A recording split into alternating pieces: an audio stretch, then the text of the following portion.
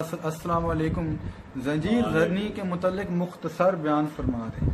مختصر یہ ہے کہ جس میں جان کے طلب ہونے کا خطرہ ہو اس کام سے بے احتیاط کرنی چاہیے. لہذا میں نے اپنی کتابوں میں ثابت کیا ہے کہ خونی ماتم سے اجتناب کرنا چاہیے. دوسرے ماتم پر اکتفا کی جائے تو یہ بہتر ہے. خالق کائنات ارشاد فرماتا ہے اے ایمان والو لا تلقوا بایدیکم الی التہلک، اپنے آپ کو ہلاکت میں مت ڈالو.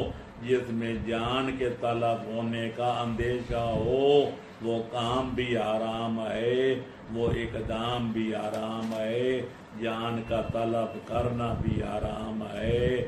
لہذا آل محمد کو خوش کرنا مطلوب ہے تو مقصد شہادت سید الشہداء کو پہلے سمجھا جائے.